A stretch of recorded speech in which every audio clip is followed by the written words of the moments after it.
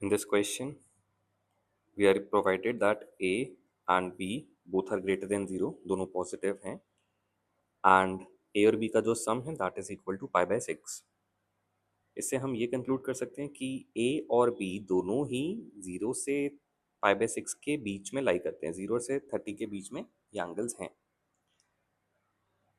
Now we have to find the minimum value of tan A plus tan B।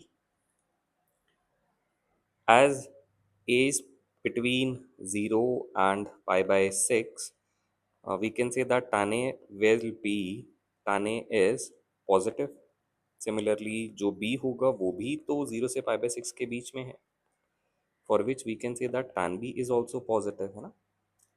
अब दो चीज़ें positive की हैं और उनके सम की मिनिमम वैल्यू चाहिए, सो माइंड में आ रहा है कि we can use AMGM inequality. So we can say that tan A plus tan B divided by 2 is greater than or equal to their geometric mean, which is tan A into tan B. We know the fact that AM is always greater than GM if both the quantities are distinct. यहाँ पे equality कब आती है? We get equality when both the quantities are equal.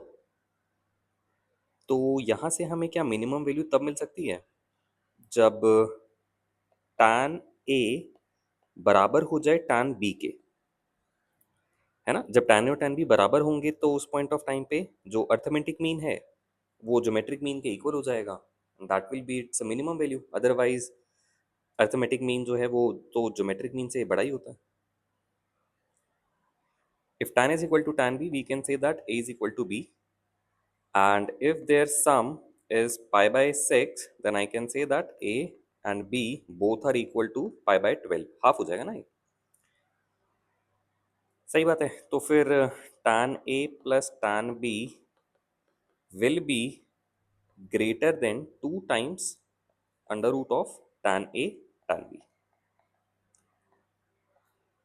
तो इसकी minimum value अपने को कितनी मिल जाएगी? Minimum value of tan A plus tan B will be obtained when A and B are equal, which will give tan square A, and it will become 2 tan A।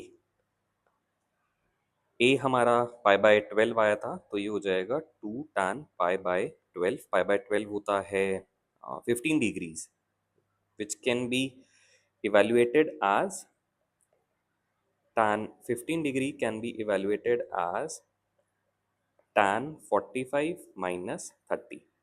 तो value आ जाएगी यहाँ पे tan 45 minus tan 30 over 1 plus tan 45 tan 30। Values substitute करते हैं हम, tan 45 की value 1, tan 30 की value 1/√3। On taking LCM and simplifying, this result will become √3 minus 1 over √3 plus 1। अगर हम इसको रैशनलाइज कर दें तो डिनोमिनेटर में टर्म क्रिएट हो जाएगी 2, है ना, a² माइनस b² करके, और न्यूमरेटर में आएगा परफेक्ट स्क्वायर जिसको ओपन करने पे मिलेगा 3 minus 1 minus 2√3। So our answer is 4 minus 2√3, which is our option 2।